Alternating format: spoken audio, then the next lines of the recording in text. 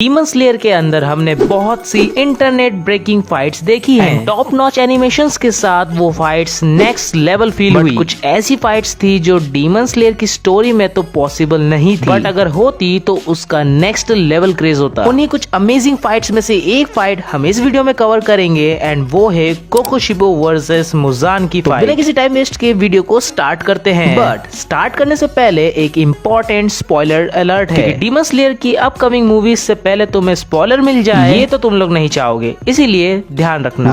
अगर हम बात करें कोकोशिबो की, तो कोकोशिबो एक एक्सट्रीमली स्ट्रॉन्ग डीमन है। लगभग 500 सालों से अपर मून 1 की रैंक पर बैठा हुआ है। इतने सालों से कोई भी ऐसा डीमन नहीं आया जो कोकोशिबो से उसकी ये रैंक छीन सके। कोकोशिबो नंबर 1 की रैंक पर है एंड उसके पास मुजान का सबसे ज्यादा ब्लड है, जो सिर्फ कोकोशिबो की बॉडी ही हैंडल कर सकती है। यही नहीं, डीमन बनने से पहले वो सेकंड स्ट्रॉन्गेस्ट डीमन स्लेयर था यूरिची के बाद। साथ ही 12 किजुकी में भी वो नंबर 1 की रैंक पर था। कोकोशिबो यानी मिचिकात्सु सुगिकुनी, जो यूरिची का ही सगा भाई है, जिसने अपनी खुद की ब्रीदिंग स्टाइल को इन्वेंट किया ताकि वो यूरिची की पावरफुल सन ब्रीदिंग को काउंटर कर सके। वही उसका फर्स्ट एंड लास्ट यूजर है। और एक बात, वो एक ग्रेट स्वॉर्ड्समैन भी है यूरिची के बाद। जब मुजान के ऑफर के बाद कोकोशिबो डीमन बनता है, तब उसके पास कुछ एडवांटेजेस एंड कुछ डिसएडवांटेजेस भी आ जाते हैं। एडवांटेजेस ये कि अब कोकोशिबो का लाइफ स्पैन बढ़ चुका है एंड अब उसके पास ज्यादा टाइम है अपनी स्किल्स को रिफाइन करने और साथ ही यूरिची को सरपास करने का। अब अगर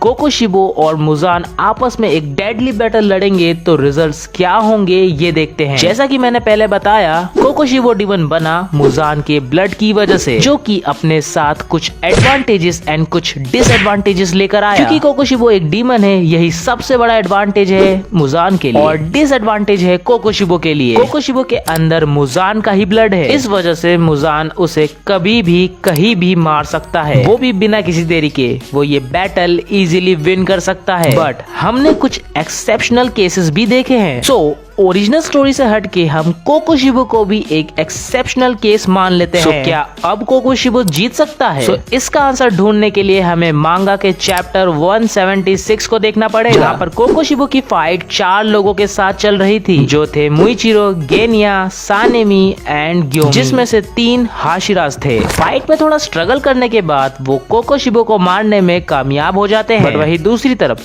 सारे हाशिरा मुजान के साथ एक साथ फाइट कर रहे थे। वो लोग मुजान को मार नहीं पाए, उल्टा मुजान ही उन्हें लगभग डेथ डोर पर पहुंचा दिया था, कुछ को छोड़ के, बिकॉज तब तक सनलाइट आ चुकी थी। एंड डीमंस का सबसे बड़ा फियर ही सनलाइट है, बिकॉज वो सनलाइट में सरवाइव नहीं कर सकते। सो इस चीज से ये प्रूफ होता है कि मुजान कोकोशिबो से ज्यादा स्ट्रॉन्ग है। और एक और चीज मुजान की सुपीरियरिटी को प्रूव करती है, जब यूरिची ने सन ब्रीदिंग की 13th फॉर्म को यूज किया था, जो कि बाकी 12 फॉर्म्स का कंबाइन अटैक है, जिससे मुजान सरवाइव कर गया था। वहीं जब कोकोशिबो का यूरिची से एनकाउंटर होता है, तब यूरिची अपनी ओल्ड एज में होता है एंड 1 शॉट में ही कोकोशिबो को डेथ एक्सपीरियंस करा देता है। सो एंड में यही बात आती है कि कोकोशिबो स्ट्रॉन्ग तो है और मुजान को काफी लंबे टाइम तक अकेले हैंडल भी कर सकता है, बट एंड में मुजान ही जीतेगा। दूसरे लोगों के दूसरे पॉइंट ऑफ व्यू भी हो सकते हैं, तो कमेंट बॉक्स में वो अपने विचार भी शेयर कर सकते हैं। बाकी वीडियो अच्छी लगी तो वीडियो को लाइक और चैनल को सब्सक्राइब जरूर कर देना। मिलते हैं किसी और वीडियो में, अभी के लिए गुड बाय।